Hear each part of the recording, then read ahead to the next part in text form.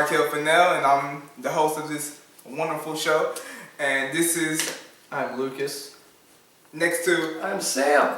Going to... Stavros. And this is Texas Chainsaw Disco Podcast. There you go, you got it. Yeah. You looked like you were gonna mess it up. Texas. I was trying to spell it out in my head. You were thinking so hard. I was like, you go through that whole dictionary and every word you're like, apple, no. Exactly. That's how I get my thought process on the movies that we've seen in 2015. And Everything that we didn't get to in the last episode. Part 2. Yeah, part 2 here. Yeah, part 2. So I guess we'll start with Sam, since I don't want to start with the middle, and that'll be OCD. Okay. So let's see. My next thing on my list How are we here. gonna go from there? Can we go to Lucas, Stavros, then Sam? Okay, the next thing on my list is Reality. This is a movie by I was gonna say it's a French movie. It's actually not really because it's half in English and half in French.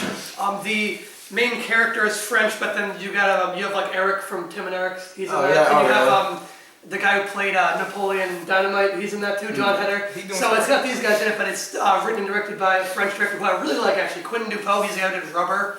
Oh, really? I'm actually a really big fan of his work. I think his work is like, he's doing things that nobody else is doing in cinema, and I really appreciate that. He does a lot of like fourth wall breaking and kind of like playing with the rules of cinema. Reality was his new movie, and I just found out about it when it got on the Netflix, and it was amazing. I gave it like a 93 out of 100. I thought it was great. I thought it was brilliant.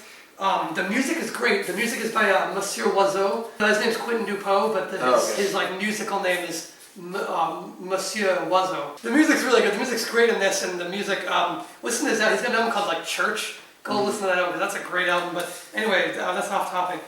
Reality is a great movie that got like no traction this year. I haven't heard anybody talk about it. I haven't seen a review for it anywhere.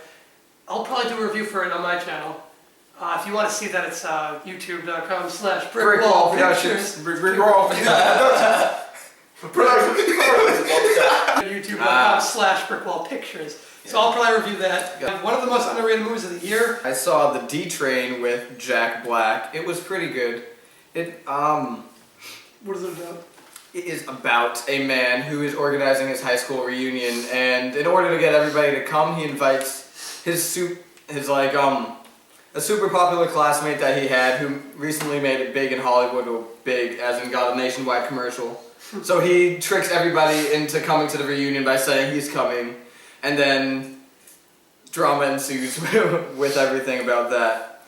I gave it a 75 out of 100. I liked it enough. There are a few parts that didn't really work for me, but What does the title mean? Is it just like a train that they like the actual D-line train, or is it a euphemism? The name of the character is Dwayne, I think, and then he calls himself the D Train. He like tries all these different nicknames and stuff like that. Okay, because D Train kind of sounds like a porn star name.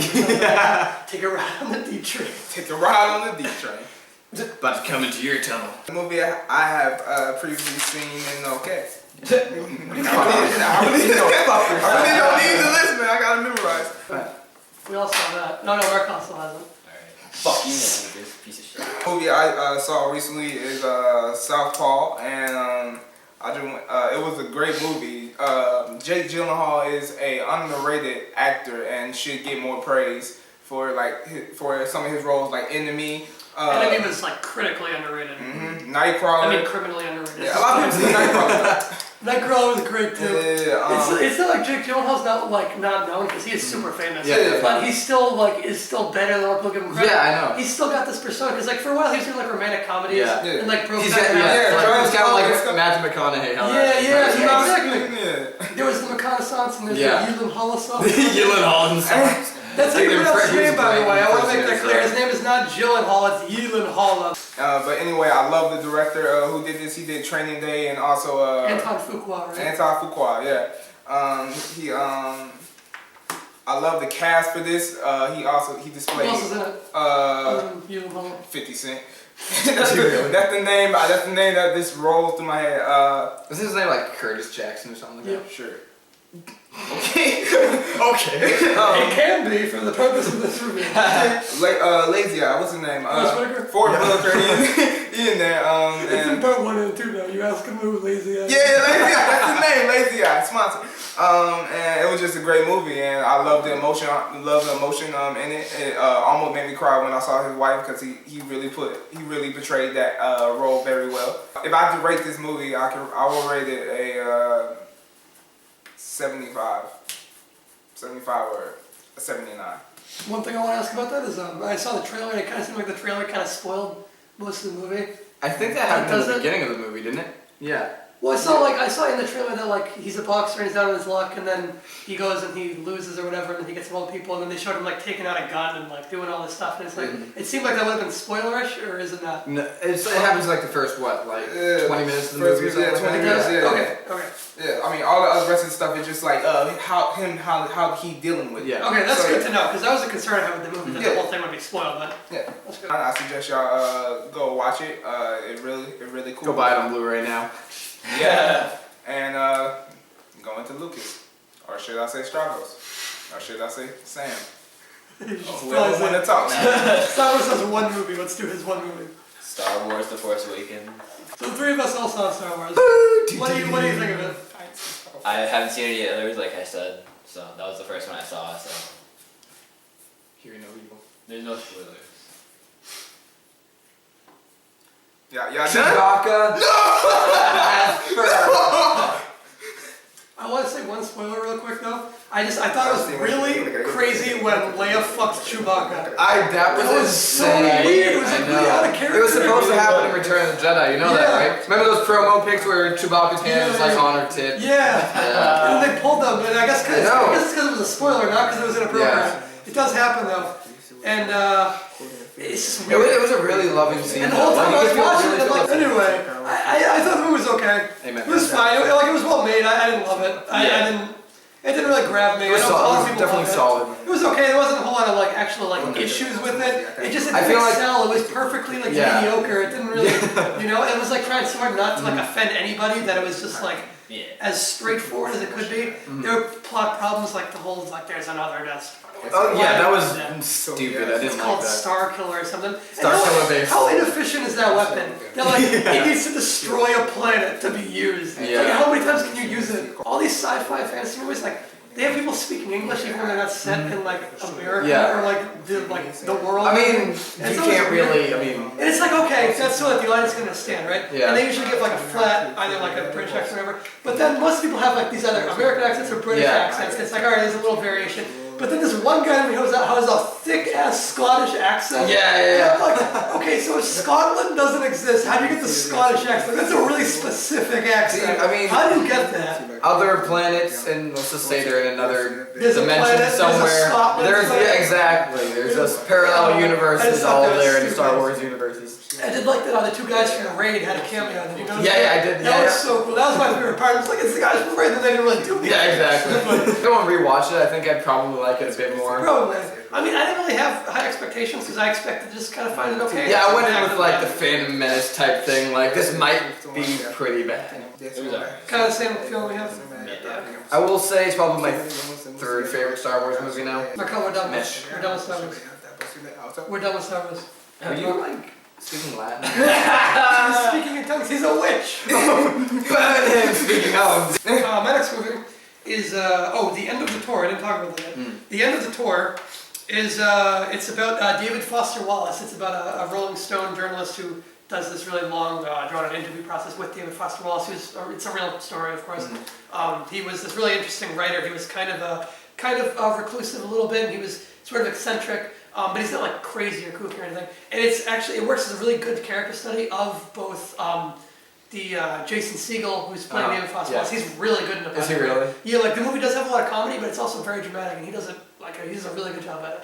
And it's also kind of works as a character study also of Jesse Eisenberg's character, who he's the Rolling Stone interviewer who's interviewing David Foster Wallace. And his character it's a little less developed, but there's definitely a lot of care put into it. And I like Jesse Eisenberg. I've heard a lot of people criticize him about how he smokes a cigarette. He smokes it like this in the movie. He's like super awkward. Wait, what? I saw a review for this movie. Wait, like that? Yeah, he smokes them like super weird. I don't even remember because I didn't notice it honestly, but the people were pointing it out to me. And I read a review of the movie. I read a review of the movie, and the entire review was just like, it was pretty good. Jason Segel's good. Jesse Eisenberg looks like he's never seen a cigarette. That was the entire review. So the end of the tour it's pretty good. I did keep forgetting the title after I watched it. I was like, is it when the tour ends? Like I thought that was the title for the longest time, but I tried to look it up and I couldn't find it. The cinematography, they do what they can. Most of the movie is just the two of them talking, so it is a lot of just like people at a table and they're talking. Yeah. So the cinematography can get it's a little visually repetitive. The other problem is that it's a little forgettable because honestly, like I said, I kept forgetting the title. I also kept kind of forgetting about the movie, and I had to like write it down. And, like every time I see it there, I'm like, oh yeah, that movie, that was good, but I don't remember it. So it doesn't have a whole lot of staying power. I feel like in a couple of years, no one's gonna really remember this movie. Like it's good, but I feel like a couple of years from now, people are gonna look back and they'll be like, "Oh yeah, remember that one time Jason Segel did? Remember his first like big dramatic role?" I think that's what's gonna be. Oh, I do want to talk about the really, really terrible product placement. There's so much product placement in this movie, so goddamn much. They just put like a 2-liter thing of Coke on. There's a scene where there's this whole like 8-minute scene where they're walking through a mini mart, just picking up like brands of like candy and soda and stuff. It's like, oh Twizzlers, oh Oreos, Mountain Dew, Diet Coke, Diet Pepsi. Are they children? Is that what they get when they go to the store? The entire movie's full of like, there's always Diet Coke and like Mountain Dew in the background, and they're always eating Twizzlers, and it's just ridiculous. And there's always like the label towards the camera, and they go to like the Mall of America at one point, and they watch John Woo's Broken Arrow. And it's like, okay, well that's not product placement. This is kind of weird, but there's a lot of product placement. The movie is very good though. I would give it a 77 out of 100 is what I gave it. Might knock it down a little bit now that I'm thinking about it more. Maybe more like a 70 out of 100. Damn! Oh, 7 points. Let me ask you something. Because that was my score when I first watched it, and now that I'm kind of forgetting it, it's kind of like, okay, it doesn't have the staying power, which isn't super important, but it doesn't matter. Okay, I saw The Night Before with Seth Rogen, Joseph Gordon-Levitt, and Anthony Mackie. It was pretty good. There's a nice balance of comedy and drama in it. Seth Rogen kind of takes a backseat, which I like. He's not doing. I mean, he does do his entire like stoner bit type thing. Like he's just kind.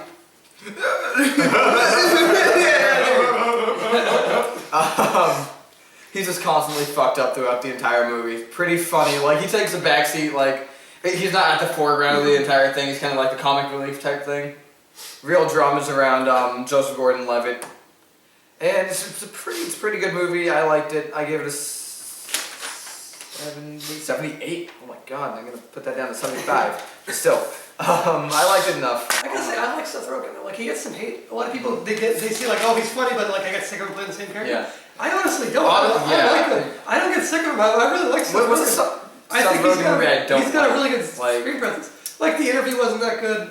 Yeah. The guilt trip people hate. Oh, I didn't like the guilt trip. I thought actually. He kind of carried it. Like it still wasn't a good movie, but like he made it like watchable. If it was anyone else in the lead, it would have been like not watchable because the story is terrible. Yeah. And what is it, Barbara Streisand? Yeah, she's hard. She's not a funny person. No. Like why cast her? There's seriously a speech in that movie where she talks about like how horrible the son she was and all this. Except her speech is like really confused because like the audience is like, fuck yeah, tell him. But she's like, it's all things that are her fault. Yeah. And it's like, who wrote this? Like, did a mother who hates her child write this? I not realize that you're just a bad mother. Alright, well, the next movie I saw is Unfinished Business.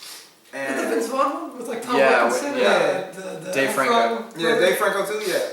The Franco brother. It really wasn't an interesting story. The comedy was dry.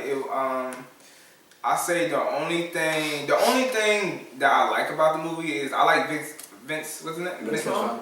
I like him because I like his personality and how he portrays stuff. I just didn't like the movie. It was confusing to me, and it was a whole lot of stuff going on. So yeah, if I can rate this movie, I'll give it like a 48. So my next one is let's see, Mistress America.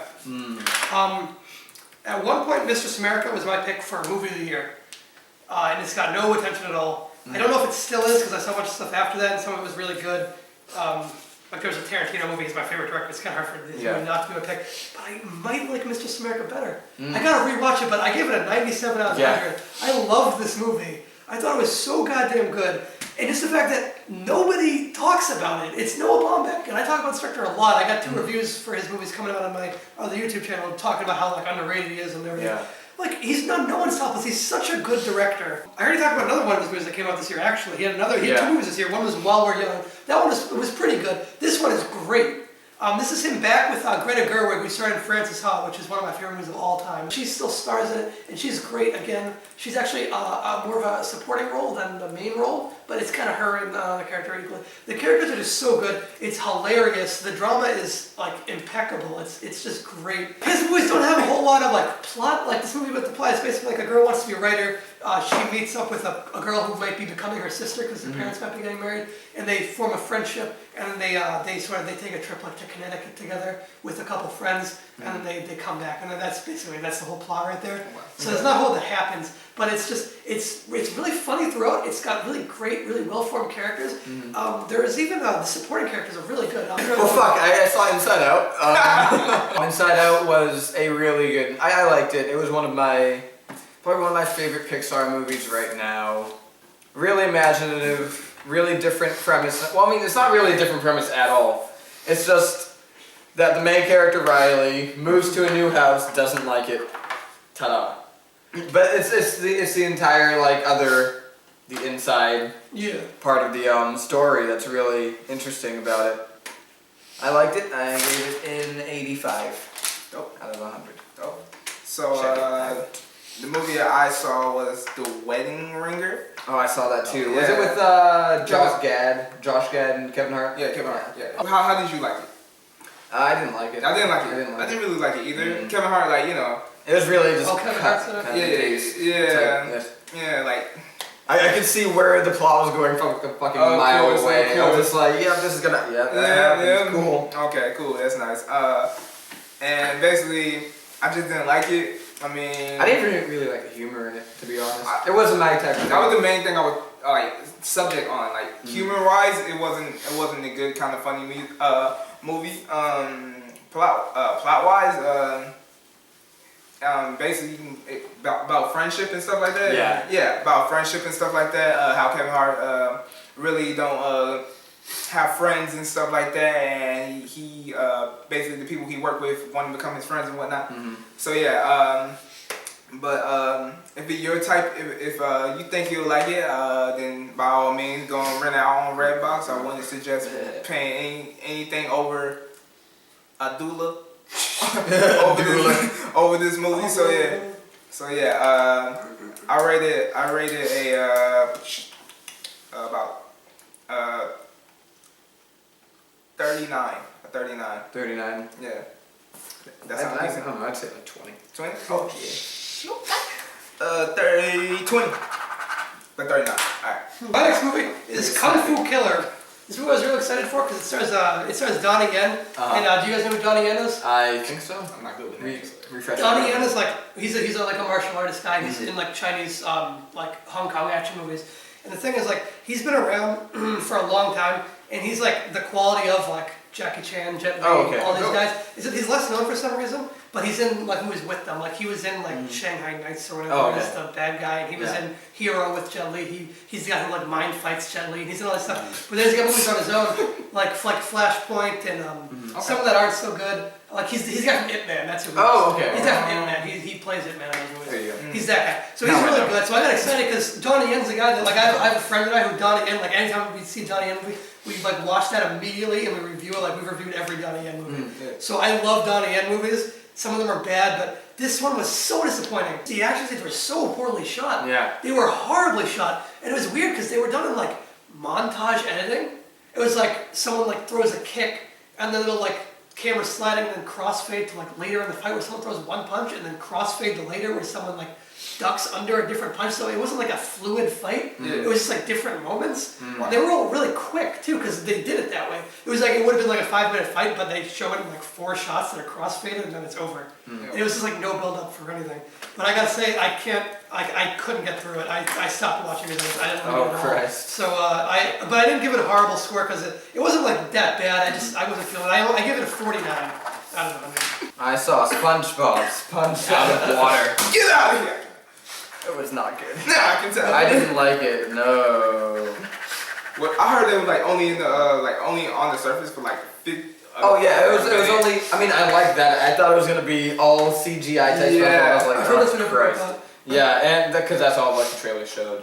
Yeah. It was mostly all 2D animation. I like the 2D animation.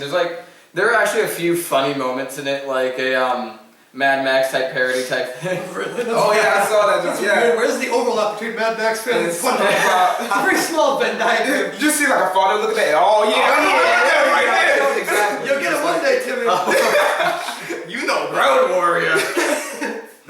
And it's just weird fucking that stupid random comedy type thing that everybody loves now. It's like, oh, LOL, so random type shit. Yeah, and I don't like that. Yeah. Where it's like it's funny because it doesn't make sense. Exactly. Not because I don't dig it. Yes. I gave it a 50 out of 100. It had its moments, but Okay. Another movie I saw before my Netflix ran away from me is thanks, Greg. Thanks, Greg. the reason. Let me just give you a quick little story. The reason why my Netflix ran away from me is because basically the lesson is don't get in a fight with your sister boyfriend when he got the Netflix password. So yeah. Oh, that's hilarious. Hey, you can borrow my Netflix. So much. I didn't. You're not an Ethiopian child like thing. A rice kernel. Rice kernel. But basically, I saw Tracer, and if you like parkour movies, I suggest you see this. I know you like parkour. I love movies. parkour. Yeah, so I think The only reason I haven't watched that is because it's Taylor Lautner. Ew. You can get over it. You can get over it. It's like it's really not like really important. Is he good in the movie or? Yeah, he decent. He know what he's doing, like he and stuff like that. Does he actually do the parkour? Yeah, he actually practiced. Double? Yeah, he actually practiced for the parkour and stuff. Oh, You know, okay. it's Taylor Lautner. He did karate and stuff like that, so he you know. Oh yeah, he did. He was Shark Boy. Shark Boy, yeah. Yeah, Lautner. If you Yeah. can be a shark and a boy. You can do parkour. Yeah, he can be a part of the boy. So yeah, I really liked the movie. It really had like a good plot to it. It was about a parkour FBI agent who was corrupted and stuff like that.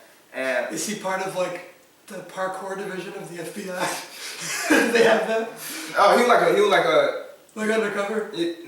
yeah, not undercover. He was he was an FBI agent, but he had his own gangs where he robbed like other mobsters. Oh, okay. That he kept Parkour safe. division, Christ. I just imagine like a bunch of people just running Some off, movies gonna do that. off their roof. They did that in the 80s. They had karate cops. Like you ever see there's like Chuck Norris movies about it where like the police decided to set up a karate division. So they hired Chuck Norris to train all the police officers. What? It's hilarious.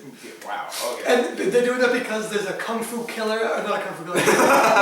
there's a karate killer out there. And so every time they say it, they go, "He's killing them with karate." Like you say They look toward the camera. Yeah, They're killing him with karate. It's like a news report. They're like, in news today, there's a maniac going around town killing people with karate. Will the police be able to stop them? And then the The only police soundtrack will is stop them is if they are trained with karate. like out of nowhere. It's like the police can't use guns or anything. Is a villain like Steven Seagal or something? No, it's like it's a guy like in a ninja outfit. He's in like Oh, LA. yeah, That's fantastic. He's in LA dressed as a ninja. Is it like broad daylight? Like, Yeah, it is. he's pressing a button to like cross the street. It's like, Yeah. I'm trying to kill some people with karate. It's so funny. I can't remember the name of it. It's called The Force of One, I think. Force of one. Yo, It might be a different one. so go check that out. The Force of One. Not yeah, not Tracers, but Yeah. the Force of One. Go check Tracer out too. Have you seen District B13? Yes, and That's the best part. yeah. Let me just say, Brick Mansion. If America always try Garbage. to water stuff down, no, we want the real foreign stuff. We want that Brick real Mansion's is cocaine. garbage. So you've seen Brick Mansion? We want real. Yeah. Okay, Yes. yes. You and I do a review on that because I got so much to say about that. All right, movie. cool. Let's do a review of that sometime. You can All see that on Markelle Pictures also. Yeah, and so go see Tracer. I'll give it like a 73. Oh, that's pretty high. Yeah. Yeah, I liked it. I like the movie. It's a solid. Yeah, so yeah, that'll be mine. And Semio. We're into my kung fu section now. Next one I saw was Police Story Lockdown. So they're entry into the Jackie Chan series. That's one of his oldest series actually, is Police Story. He had Police Story 1, Police Story 2, and then there was like Super Cop, and they stopped being numbered, so it got really confusing. Oh, really? Because he would occasionally do like 2 in the same year. It's like, which order do you watch? And then it's like, they stopped connecting at all after the second one. The third one's like it's still Jackie Chan and it's still like Police Story, but it's like Police Story 3 Super Cop, and then they dropped the Police Story 3, so it's just Super Cop, and it's like it's not the same story. It's not even the same character really. Like it's just Jackie Chan. And honestly, Police Story Lockdown was it was pretty good. It had a lot of it was basically like there's like a hostage scenario going on, which I was honestly kind of confused by what was happening. I didn't really understand what was going on actually in the main plot. But then it would cut away from Jackie Chan in like a hostage situation to these people who he's like arresting, and he's trying to figure out who the hostage people are. And that was pretty cool. And you actually got to see Jackie Chan do some action, which he hadn't done in a little while. He was taking kind of a break. Like he was still doing it, but it was kind of like less out there. It was kind of more like held back, where he was like. That's when he was like getting ready to retire. Oh, okay. Now he's kind of back in the swing of things. Like, he said he was going to make Chinese Zodiac, and then he was going to be done with action movies, but then he kept doing them, and I'm so thankful for that. Because I love Jackie. When did Chinese Zodiac come out? Like 2013.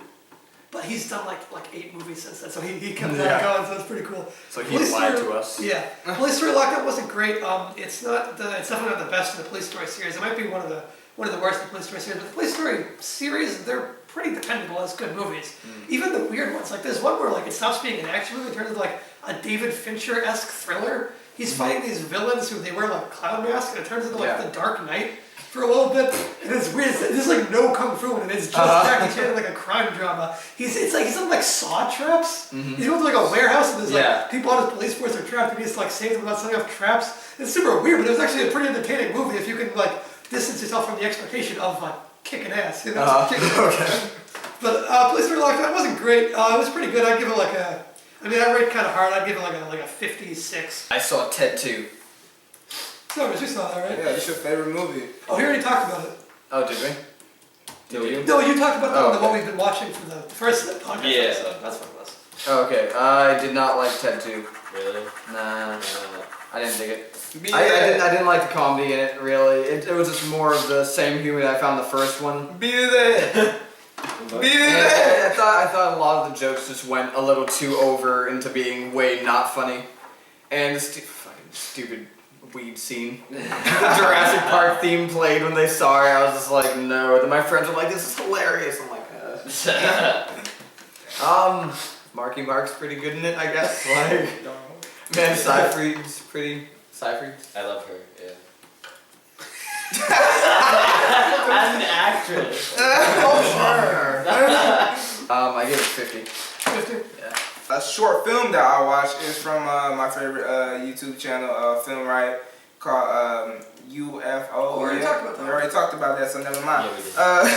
So I'm just gonna shut up real quick. So I'm just gonna scratch this out. Another short film I watched is the Power Rangers short film. I saw that too.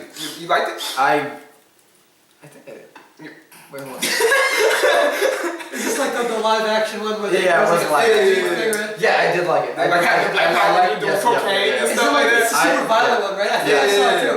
Yeah. I dug the choreography in it. The action's really I good. did see it. Yeah, I saw it too. I didn't even remember. I like how they relating it to the Mighty Morphin ones. Like Yeah, they're yeah. just making like a totally different Exactly, one. yeah. So yeah, I really liked it. Good visual effects for a short film. Really good action choreography. And yeah, it was a good movie. Thank you for relating it back to my old childhood. But it's not for kids, right? Oh hell no, hell no. If you want to do cocaine and kill people, then yeah.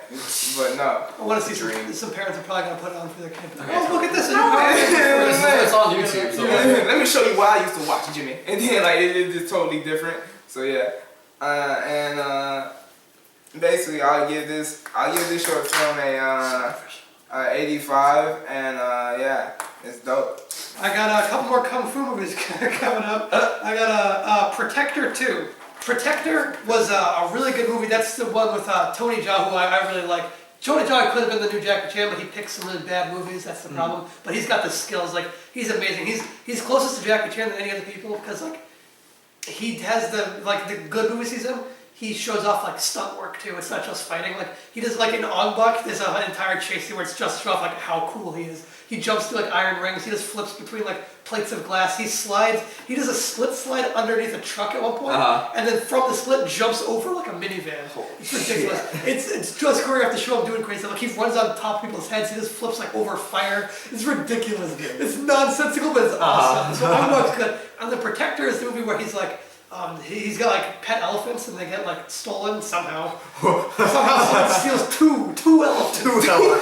And they bring them from Thailand to Australia, and then he like goes to Australia to rescue them. And the first like, I was about to review Protector. I'm not gonna do that because that's another story. Protector is a good movie. Protector 2, I was hyped for because I'm like, okay, because Tony Jaa's been kind of garbage. There are since two then. more elephants. There are more elephants. He does have more elephants. He got new elephants. And but it's crazy. RZA's in it. RZA? Yeah, You talking about Wu-Tang? Yes. Oh my god. RZA's in it. And he's doing kung fu. Basically the same kind of plot. He's back in Thailand and he's like trying to teach kids like martial arts and they don't like him. And there's like a weird sidekick character who's got like mental issues and Tony Jaa just like kind of bullies him. And it's supposed to be funny, but it's kind of like, what are you doing? Like he clearly has problems. It's like kind of sad. Yeah, like he pushed him into like an electric fence at one point. You're like, dude, what are you doing? RZA's in it and RZA runs like a fight club, except it doesn't make any goddamn sense because they set it up as it's this kind of thing where like, he basically kidnapped the elephant to get Tony Jaa because like he was all in the newses and everything. He was all in the newses. He was all in the newspapers and on TV and everything. When he rescued his elephants the first time in Australia, he was like a big like news sensation. So Riz is like, this guy's a good fighter. I want him in my fight club. So he kidnaps the guy's elephants just to get him there. Oh, okay.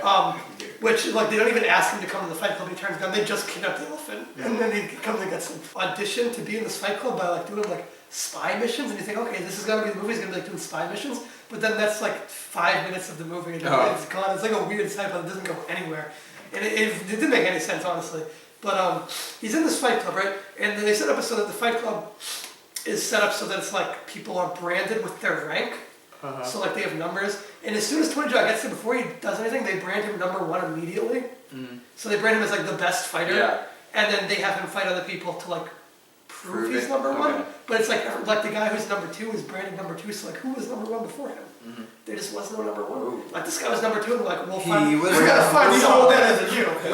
We know there's better people, and we're gonna hold him one to like that guy who saved his elephants. He's definitely a better fighter than you are. And they have him fight from like the bottom up, even though he's like, they already rank him as #1. It doesn't make any sense. It's just super weird. But then it goes on from there to like, they put a bomb in the elephant. I guess they're in Thailand and they have there's this ceremony where like the elephants get dressed up in like ceremony headdress or whatever. And basically, Riz is like an arms dealer and he's trying to start a war between Thailand and like these other countries that are coming to see the ceremony. So he cuts off the elephant's tusks and puts on plastic ones that have explosives in them to sneak the bomb into the event. Wow. So then basically Tony Jaa's gotta like save his elephants like from the explosion and stop like a war from happening.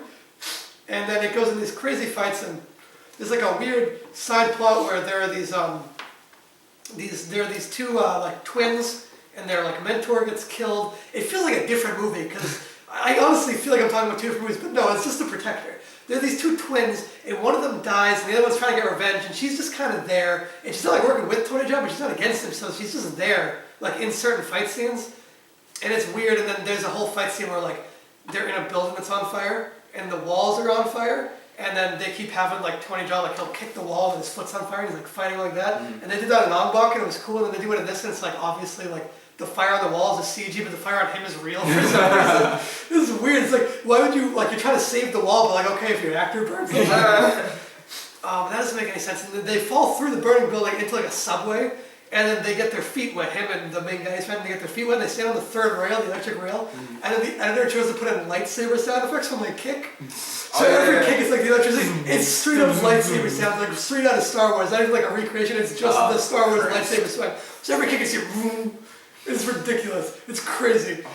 And then when RZA finally fights, he pulls off his like fedora he's wearing the whole movie. He's got a zero. And he's got a zero branded into his forehead like he's the best fighter. It's supposed to be like a twist. It's like, that doesn't make any sense at all. And then he fights, and it's like obviously that he's like really slow because he just punched him like this. Like this is like his only move in the movies. He just does this. And it's like RZA knows how to fight. I've seen him fight in other movies actually. Like he's actually in a lot of kung fu movies. Surprisingly. Like he's in Man with Iron Fist or whatever. And but this movie Great Mansion too. Surprising. So Protector 2 was like, honestly, it was like hilariously bad. Like it was really funny, but it actually does some really good action. Some of the action is like there was like a shocking amount of CG. Like Protector, like on the case it says no wires, no CG. Oh, really? all That was real like a stunts. selling point? That was it's on my DVD that I have. It says that like no stunt double, no equivalent or whatever. Like it's all on there. No CG, no wires. This movie, there's so much CG in it. This time where he does like a wall run, and it's like he's running, and then it's obviously like a CJ guy, and he just goes from this to like boop, boop. It's like a little video game, like boop, boop. And it just flips back over. It's definitely not a good movie. It's really bad, but like I don't know, I had a lot of fun with it because there is some cool action, and the stuff that is bad is like hilariously bad. I gave it like a 59 just because it was a lot of fun. I saw Poltergeist. Ooh. That's done. No. No comment? How was Sam Rockwell in it? Christ, he was not good in that movie. Really? No, he wasn't. Like, I heard a theory that I thought he was gonna like maybe, like he was Like, gonna carry elevate it, but no, it didn't. Like the script was just so cookie cutter. Like, why the fuck do we need that? Like honestly, yeah. Christ. Poltergeist dude. holds up perfectly fine. It didn't even make a lot of money at the box office, did it? No, It's I like don't think so. there were too many jump scares in it too. It was just.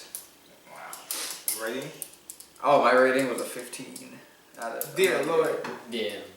I didn't like it at all. It was like it's probably like one of my least favorite movies of the year, next to like The Gallows. Yeah. Same thing as like The Gallows. Yeah. Just the characters are just two-dimensional. I didn't like them. Everything about that movie was not that great. My name is Markelle Fennell, and you're watching Texas Chainsaw Disco Massacre podcast. He's going to massacre. And I'm done with movies. He's out of movies. He's trying to. Okay, my next one, I have Kung Fury, another Kung movie. This is the YouTube. Oh, I didn't see. Did Dude, you see it's that still on my Netflix list. You Like, watched I it? know it's only 30 minutes long. I just I have haven't. no Netflix to watch. It's hilarious. It reminds me so much of there's a British TV show called Garth Marenghi's Dark Place, and that was like an intentionally bad spoof of like 80s horror, like TV Oh, sort really? of stuff. And it's brilliant. It's one of the funniest shows I've ever seen. It's only had 6 episodes, but every single episode I laughed so goddamn hard. And Kung Fury reminded me so much of that, except you take out like horror and replace it with like action and like synth. It was great. I love synth. It's so funny. It gets into a little bit of the category of like just kind of nonsensical for the sake of being nonsensical. Like when you have like there's like one of the cops is like a triceratops, and it's like okay, and then they go back to like ancient times with like Thor's there, and it's like all right, maybe that's a little too much because like then it's not intentionally bad, then it's like just intentionally weird, and that's not as funny. But for the most part, it was really funny and really good. And the main guy who stars in it, he's also the guy who wrote and directed it, and he's really good. He's actually really funny, and he clearly like knows how to do the kung fu like well enough. The fighting looks very fake, but that's kind of the point. Yeah. And it's really creative, I think, just the way they execute a lot of it. I remember seeing the Kickstarter for it like a while ago, like a year ago. I watched all the trailers, the Hasselhoff music video. Have you seen that? No, I haven't. So good. It's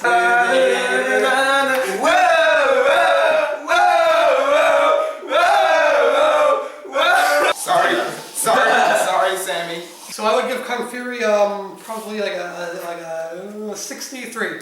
63? Cool. Okay, I saw Goosebumps. Oh! The movie. I saw it in theaters. I wanted to see that so bad. It was pretty fucking good. I went in with hella low expectations. Really? Yeah, I didn't think it was gonna be good like at all. It was actually pretty good. It was fantastical and it was whimsical.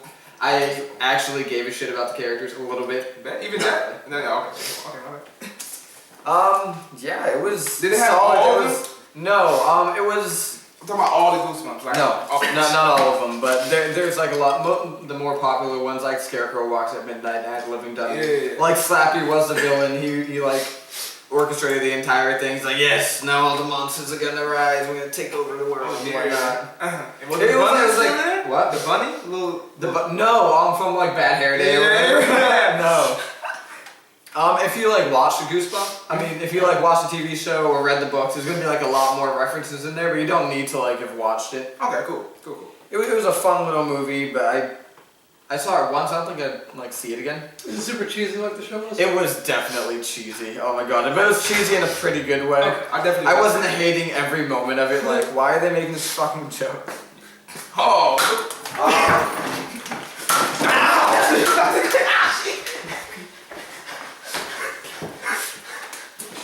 Parlay! Damn right. Still got the arm. We was so down. We was so down. Headshot Stavros, man. Cold-blooded. What? Really? Damn. This is a fucked up podcast. I gave it. What did I give it? I gave it a 70. 70? 70. That's pretty high. Solid.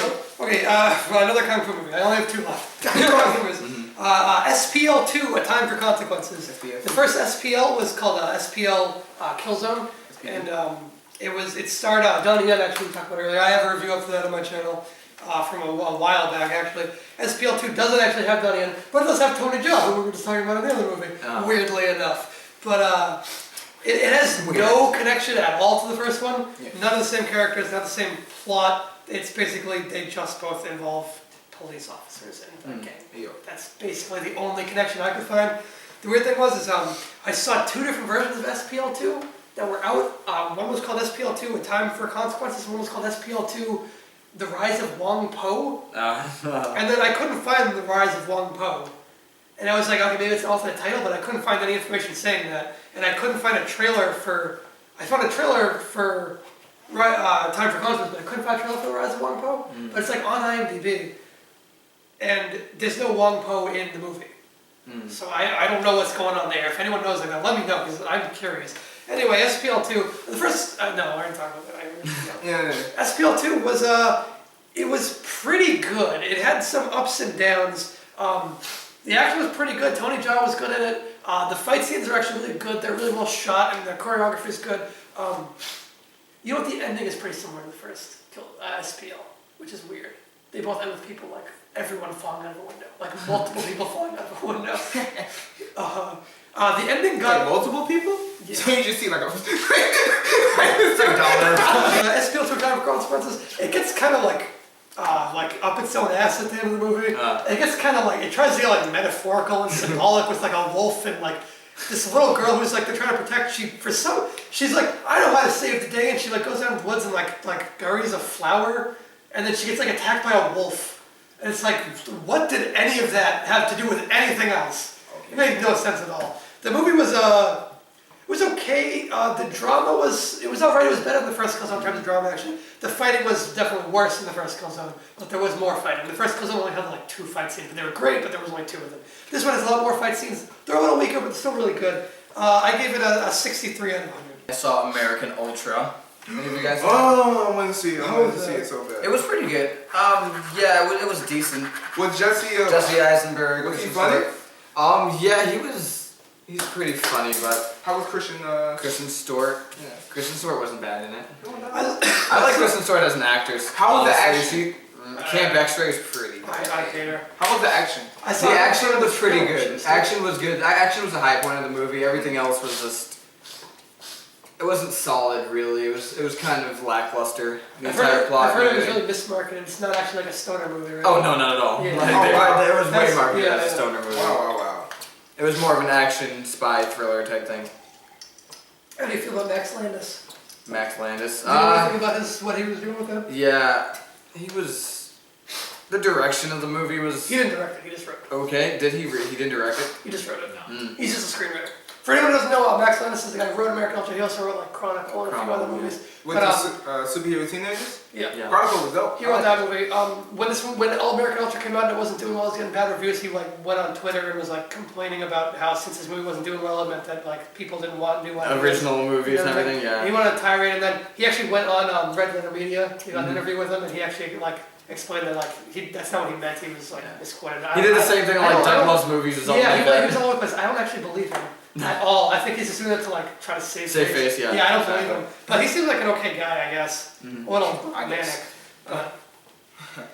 Yeah. Well, speaking of Max Landis, well the writing in the movie could have, the dialogue definitely could have been a lot better, and the direction of the movie. I don't know who directed it though. American Ultra. Nima Norizena. What else did she do? Project X. Wow. Yeah. Oh. Wow. And it's a guy, by the way. Oh, okay. I just said Nima. Yeah, Nima? What? Must be Monty. It was okay. I give it a 55 out of 100. I got one last kung fu action movie I'll talk about, and that is Dragon Blade, which was another Jackie Chan movie. It's the one that starred John Cusack and Adrian Brody also. I did actually just do a review for this one on my the YouTube channel, so you can go see talk about that. So watch that. I won't talk about too much here. Not very good. I wanted to like it a lot. It was actually quite bad. I really wanted to like it. The acting outside of Jackie Chan, John Cusack, and Adrian Brody was like shit, like dog shit, so bad. They got like, that's the thing a lot of kung fu movies had is like whenever you see like a non-Asian actor in these old kung fu movies, they were like the worst actors you've ever seen. Because it's like they just got like a random white guy, and like they didn't cast him at all. They just picked a guy off the street who like couldn't fight and had like never read dialogue in his life, and they looked like they didn't even know English, and it was terrible. But the entire cast was those guys, and there's like hundreds of them in this movie because it's a big like epic.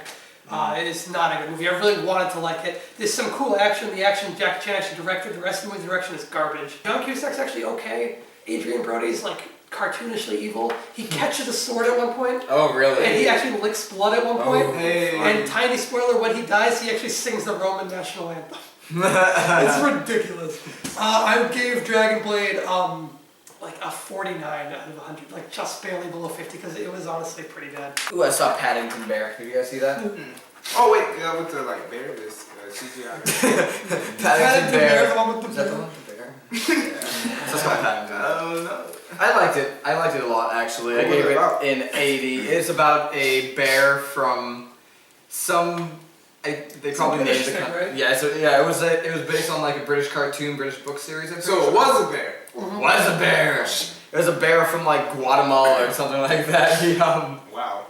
after his like village where he lived with his grandparents like was destroyed. He went to Britain. He mailed himself to Britain, and then he's like found a family to live with. Pretty fucking good movie. I've heard that. The humor was pretty great in it. Nice, like I can't remember what I was gonna say. Well, I'll just say it is a solid movie. So I give it like an 80 out of 100. Oh, cool. My next one, that was it for my kung fu movies. I'll go with The Hateful Eight next. This is another one I reviewed. I've been reviewing like the 2015 movies recently. Hateful Eight, I did a review on. You can just go watch that. I'll just say it's Tarantino. I love Tarantino. The movie's great. I got to see it in the Roadshow 70mm format, and it was amazing. And I'm really looking forward to seeing it again. I wanted to see it again in theaters, and I just I wasn't able to. I want to see it again. Like I'm gonna buy it as soon as it comes out. I loved it. I love every Tarantino movie. It was really good. The cast, of course, was perfect. I'm glad Walton Goggins is actually a really big role. Like he was in Django Unchained, and he was kind of a small character. He's actually like one of the main ones. Like the three, like it's an ensemble cast, but the three biggest roles are Kurt Russell, Samuel Jackson, and Walton Goggins. And they're all great. Those three guys are amazing. I'm so glad Kurt Russell's back. What would you rate it? Yeah. See, it's hard for me to rate Tarantino because I'm trying to be like non-biased, but he's my favorite director and I love like everything. 100. Well, I give it out of his other movies 100. Correct. To be honest, Hateful Eight, I'll since it was hit one time, I'll give like a 95 for it now. Okay. Oh, the music was great, but also. Okay. Oh, But Ennio Morricone. Fucking Batman Monster Mayhem. I don't even remember seeing that movie. I'm pretty sure I saw it like on TV with my brother. How was it? It was. I It was like one of the more nonsensical Batman storylines. Like. Yeah, because it wouldn't even look like the same universe. Like, No, it really wasn't. It was like it kind of animated in the same style as like Batman the animated series. Okay, yeah. Kind of like I see that, but like a little. Not like Cartoonish? worse. Yeah, like more cartoony. I didn't really like it. It was like I saw the really trailer, cartoony, yeah. but I didn't. It was. I gave it a 50 out of 100. So. Oh, okay. Yeah. I can't remember the plot of it. Okay.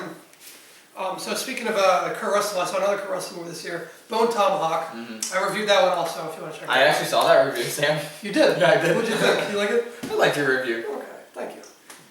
Did you see a review with me in there? With me? In the review? Okay. Point. So, I can see that. That's cool. That's cool. I ain't got no problem. Bone Tomahawk, I absolutely loved. That was one where I said Mistress America was like number 1 or 2 underrated movies of the year. Bone Tomahawk's the other one. It's not that number 1 or number 2. It's fantastic. Sound design should have been nominated for an Oscar. Kurt Russell's great in it. Richard Jenkins is really good. Like I didn't even know it was him in the movie. The story is great. It turns into a horror movie for the last like third, and it's actually really graphic. And the horror is like it's not overtly horror. Like it still stays a western, but the horror that's there is really effective. Great underseen movie of this year. I would give it 84. I'd go as high as 84. I also saw Freeway, Crack in the System, about it was a documentary about Freeway Rick Ross. Not the rapper. The OG Rick Ross, who sold crack cocaine near okay. a highway, which is why they call him Freeway. Rick Ross. Gotcha. This is a documentary, pretty solid. The camera work's pretty good.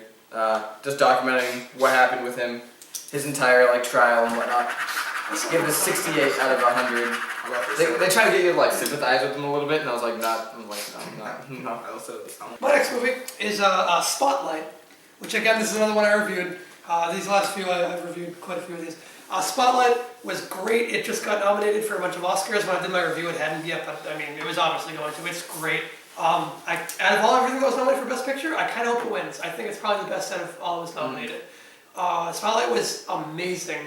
Michael Keaton wasn't nominated, and I can see why, because all the performances are really good, but they're also very realistic, so they're very subdued. Yeah. The other one who was nominated is Mark Ruffalo, and you can really see the Academy's thinking, because he's the only one who yells. Oh. That's why he was nominated. His performance is equally, actually his probably was the best in the movie, let's be honest, because I really like when actors change their pattern of speech. And he did that for this movie. Oh, did he? He wasn't just doing a Boston accent. He changed the way he talked. He's got almost like a lisp, but not really a lisp. Just not even a speech impediment. Just it's like a different voice. Different cadence kind of. No, it's not a cadence. It's that too, but also his voice is different.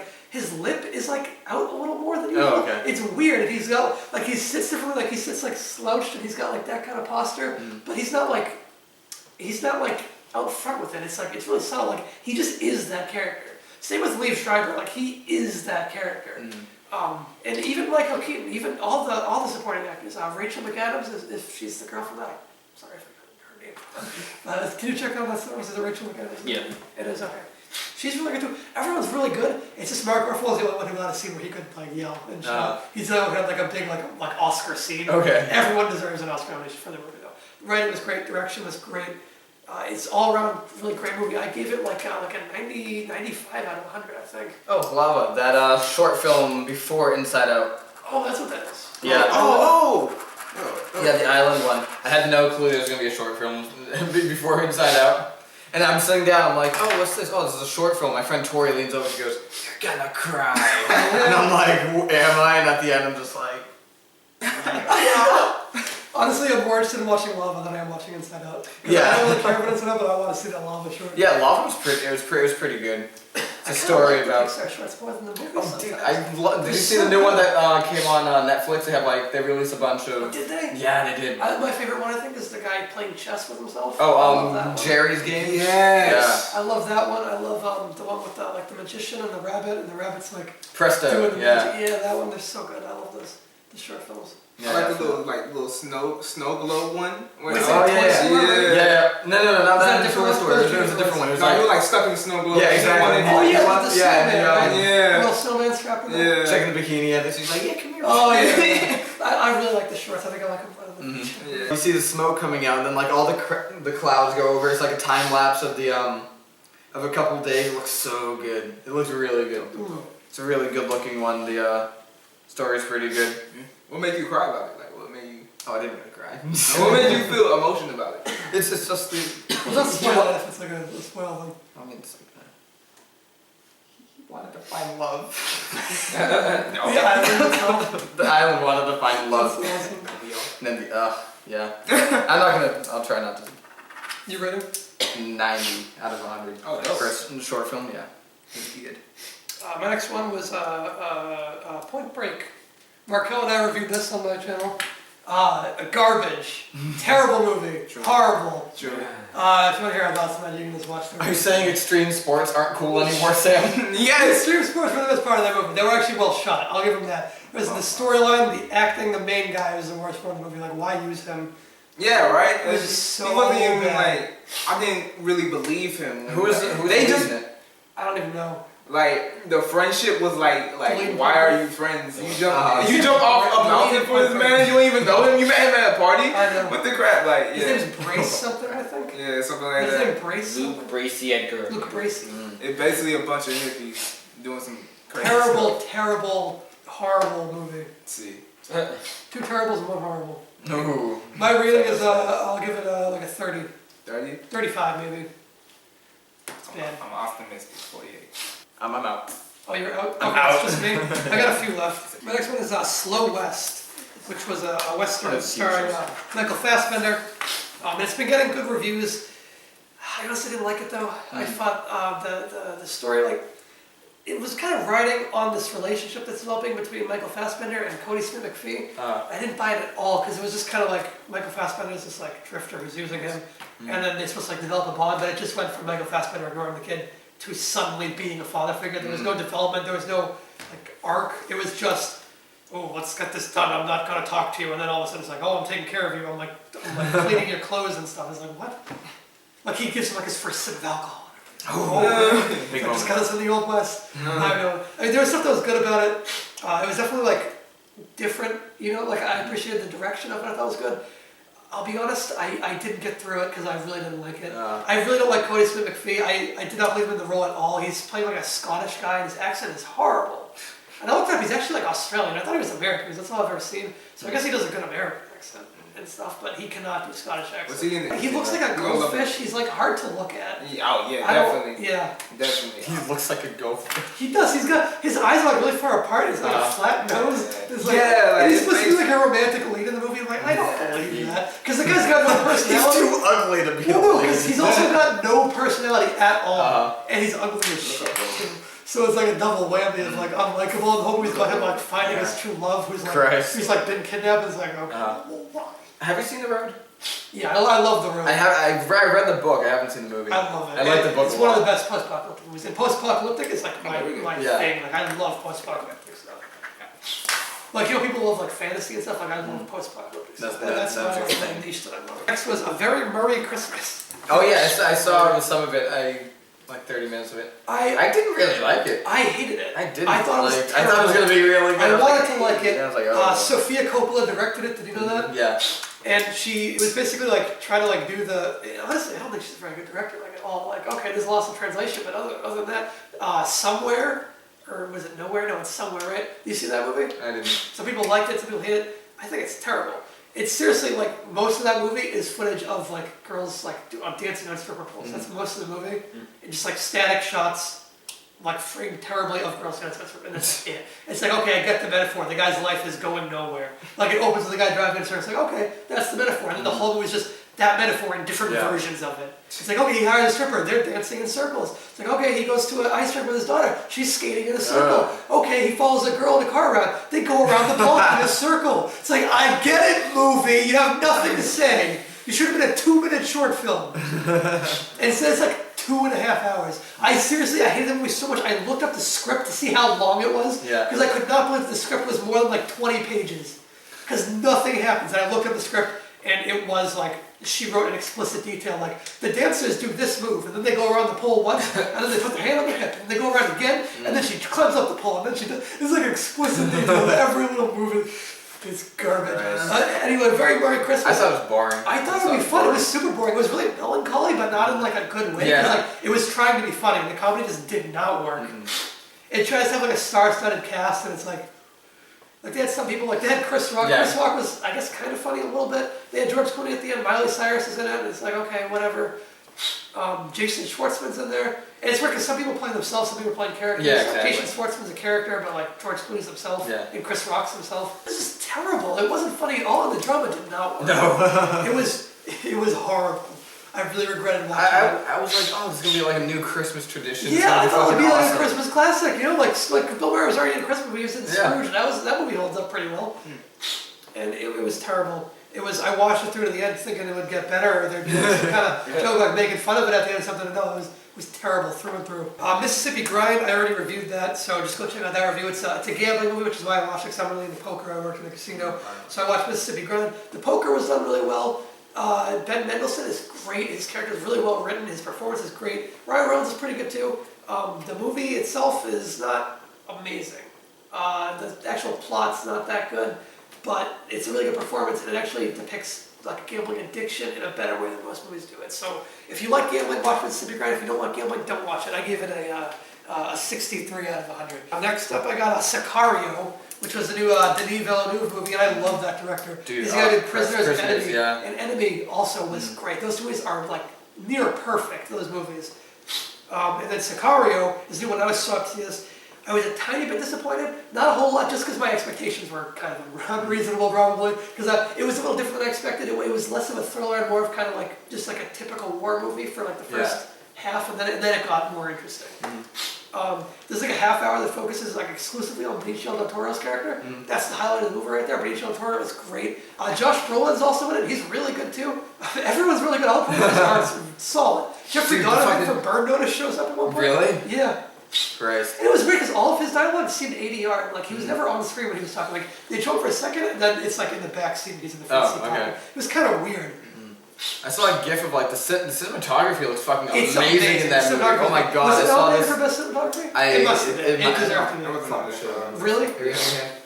Oh yeah, I saw another movie. I didn't realize. Okay. I don't know if I talked about this already. Selfless. Talk about that? No, you didn't. You did? Well, that was a movie with Ryan Reynolds and dude who played he was in Prince of Persia. Oh, Jake Gyllenhaal? Yeah. That was Prince of Persia. No. Oh, the guy who's the villain. That's Ben Kingsley. Ben Kingsley. Yeah, it was a really great movie. I love the plot and the concept. Kind of like a sci-fi type of action movie, and it was really dope. It was basically about would you rather live a long life that you have, or have another life that was somebody else and live through their lives. So yeah, it was a great story. Good little cast. Not very many famous people in there, but it was dope. I like it. It was a real. I suggest watching it. My rating for it would be like a 87 for that movie. Yeah, so I suggest go watch it. Yeah. I have 3 left.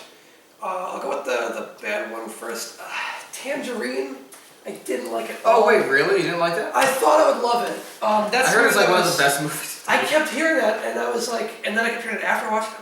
It was shot entirely on an iPhone, wasn't it? Yeah, that was the gimmick, and like, and that's not a problem. Like, it looks fine. Like, they actually took time to like actually do cinematography. It looks good. And there's a movie like a year before that called Tangerines, also shot on an iPhone. Really? Yeah. That's awesome. Cinematography on the iPhone, it works entirely.